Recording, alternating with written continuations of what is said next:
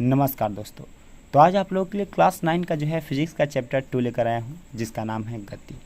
तो इस वीडियो में आप लोगों को अति लघुत्तरीय, लघुत्तरीय और दीर्घोत्तरीय का जितना भी प्रश्न है उसका उत्तर करवाऊंगा। तो आप लोग देख सकते हैं, पहला जो है अति लघुत्तरीय का प्रश्न, आवर्त गति किसे कहते हैं। तो इसका आंसर कुछ इस प्रकार से नीचे दिया गया है, आप लोग देख सकते हैं। फिर अगला प्रश्न है, जब एक उपग्रह वृत्तीय पथ पर एक चक्कर पूरा करता है तब उसका विस्थापन क्या होता है। तो देख सकते हैं, इसका भी आंसर जो है कुछ इस प्रकार से नीचे दिया गया है। अगला प्रश्न है, एक पिंड जब सीधे ऊपर की ओर फेंका जाता है तब वह h ऊंचाई तक पहुंचने के बाद पृथ्वी पर वापस आ जाता है। पिंड द्वारा तय की गई कुल दूरी एवं उसका विस्थापन क्या होगा। तो इसका भी आंसर जो है कुछ इस प्रकार से नीचे दिया गया है। फिर अगला प्रश्न है, सीधी सड़क पर गतिमान बस 7 बजे प्रातः मूल बिंदु के रूप में स्टेशन से 3 किलोमीटर की दूरी पर थी और 7:15 बजे 5 किलोमीटर दूरी पर थी, उसका विस्थापन क्या था। तो आप लोग देख सकते हैं, इसको भी जो है आंसर कुछ इस प्रकार से नीचे दिया गया है। फिर अगला प्रश्न है, जब कोई वस्तु त्रिज्या r के एक वृत्त पर चलती है और अपने प्रस्थान बिंदु के व्यासतः सम्मुख बिंदु पर पहुंचती है तो उसका विस्थापन और तय की गई दूरी क्या है। देख सकते हैं, इसका आंसर है 2πr। फिर अगला प्रश्न है, क्या ऐसी गति हो सकती है जिसमें औसत वेग 0 हो। तो आंसर होगा नहीं। फिर अगला प्रश्न है, एक पिंड एक समान वेग से गतिशील है, इसका त्वरण क्या है। तो देख सकते हैं, इसका भी आंसर जो है कुछ इस प्रकार से नीचे दिया गया है। फिर अगला प्रश्न है, एक साइकिल सवार का वेग समय ग्राफ समय अक्ष के समांतर एक सरल रेखा द्वारा निरूपित हुआ है, इस गति में सवार का त्वरण क्या है। तो देख सकते हैं, इसका आंसर है सवार का त्वरण एक समान होगा। अब चलते हैं अगले प्रश्न की ओर। तो अगला प्रश्न है, एक पिंड के वेग समय ग्राफ से उसके द्वारा तय की गई कुल दूरी आप कैसे ज्ञात करेंगे। तो देख सकते हैं, इसका भी आंसर जो है कुछ इस प्रकार से नीचे दिया गया है। फिर अगला प्रश्न है, एक गाड़ी का ओडोमीटर क्या मापता है। तो इसका भी आंसर जो है कुछ इस प्रकार से नीचे दिया गया। फिर अगला प्रश्न है, एक वस्तु द्वारा कुछ दूरी तय की गई, क्या इसका विस्थापन 0 हो सकता है। तो देख सकते हैं, इसका भी आंसर जो है कुछ इस प्रकार से नीचे दिया गया है। अब चलते हैं अगले प्रश्न की ओर। अगला प्रश्न है, किस अवस्था में किसी वस्तु के औसत वेग का परिणाम उसकी औसत चाल के बराबर होगा। तो इसका भी आंसर जो है कुछ इस प्रकार से नीचे दिया गया है। अब चलते हैं अगले प्रश्न की ओर। तो अगला प्रश्न है, किसी वस्तु की गति के विषय में आप क्या कह सकते हैं जिसका चाल समय ग्राफ समय अक्ष के समांतर एक सरल रेखा है। तो देख सकते हैं, इसका आंसर है, ऐसी स्थिति में हम कहेंगे कि वस्तु एक समान चाल से गतिमान है। अब चलते हैं अगले प्रश्न की ओर। तो अगला प्रश्न है, किसी वस्तु की गति के विषय में आप क्या कह सकते हैं जिसका दूरी समय ग्राफ अक्ष के समांतर एक सरल रेखा है। तो इसका आंसर है, ऐसी स्थिति में हम कहेंगे कि वस्तु स्थिर है, वह गतिमान नहीं है। अब चलते हैं अगले प्रश्न की ओर। तो अगला प्रश्न है, किसी वस्तु की एक समान एवं असमान गति के लिए समय दूरी ग्राफ की प्रकृति क्या होती है। तो देख सकते हैं, इसका आंसर जो है कुछ इस प्रकार से नीचे दिया गया है। अब चलते हैं अगले प्रश्न की ओर। तो अगला प्रश्न है, चित्र में चाल समय ग्राफ की 4 स्थितियां दिखाई गई है, किस स्थिति में चाल नियत है। दूसरा है चाल घट रही है, तथा तीसरा है चाल बढ़ रही है, चौथी स्थिति में क्या होता है। तो देख सकते हैं, इसका भी आंसर जो है कुछ इस प्रकार से नीचे दिया गया है। तो आप लोग इसे अच्छी तरह से नोट कर लीजिएगा। अगला क्वेश्चन है, 7 मीटर त्रिज्या के एक वृत्त पर कोई वस्तु 4 मीटर प्रति सेकंड की एक समान चाल से चलती है तो एक चक्कर पूरा करने में उसको कितना समय लगेगा। तो देख सकते हैं, इसका आंसर कुछ इस प्रकार से नीचे दिया गया है।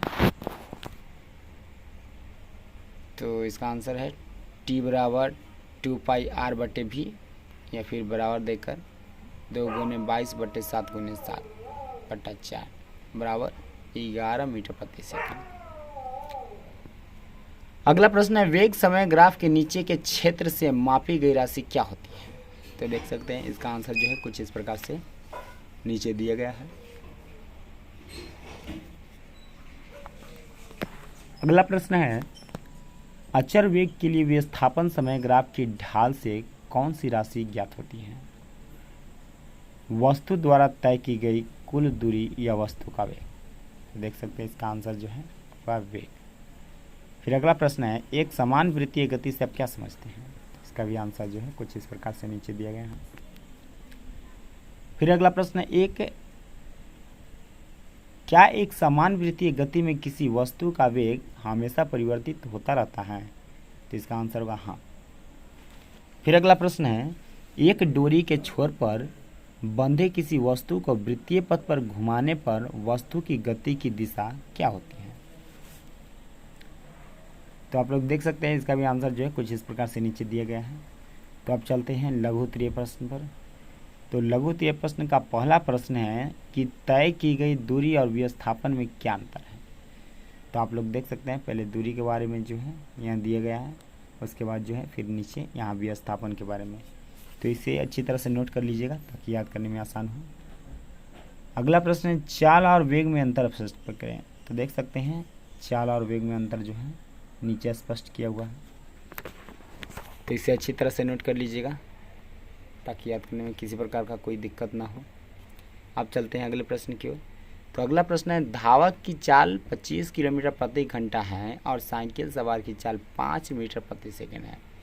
इन्हें चालों को घटते हुए क्रम में लिखिए। तो देख सकते हैं इसका आंसर जो है कुछ इस प्रकार से है।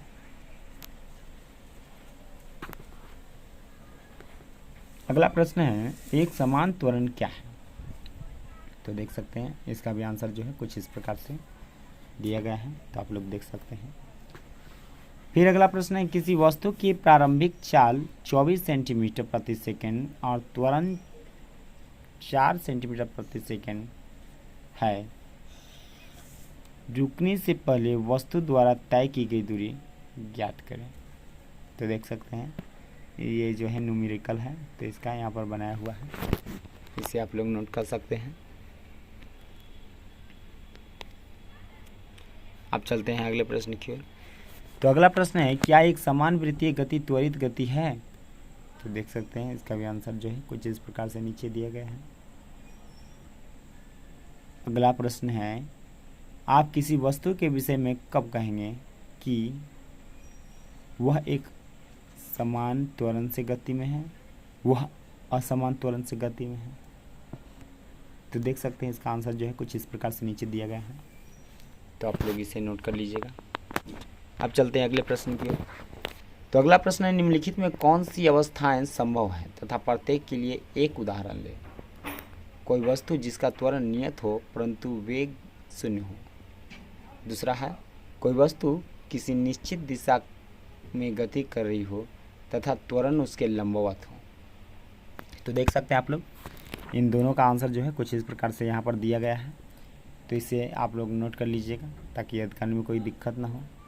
अब 9वां प्रश्न की ओर चलते हैं। तो 9वां प्रश्न है, एक खिलौना कार द्वारा की गई पूर्ण यात्रा का स्थिति समय ग्राफ चित्र में दिखाया गया है, लेकिन अवधियों के बीच कार सबसे तेज चल रही है।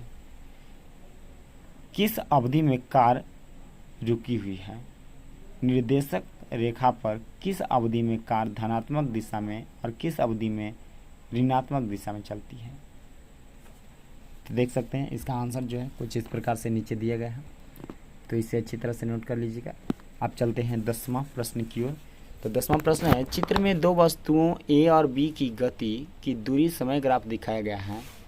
दोनों में किस ग्राफ की ढाल अधिक है? दोनों में कौन सी वस्तु तेज चल रही है?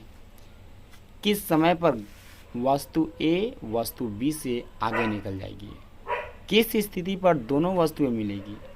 10 सेकंड और 50 सेकंड पर उनकी स्थिति क्या है? तो देख सकते हैं इन सब का आंसर जो है कुछ इस प्रकार से नीचे दिया गया है, तो इसे आप लोग नोट कर लीजिएगा।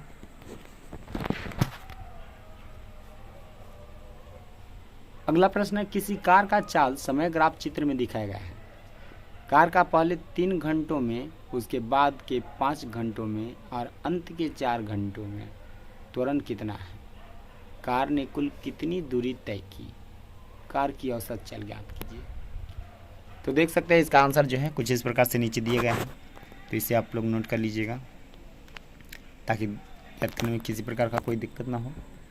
अगला प्रश्न है, प्रमाणित करें कि भी स्क्वायर बराबर यू स्क्वायर प्लस 2as, जहाँ u भी a एवं s के अर्थ सामान्य है।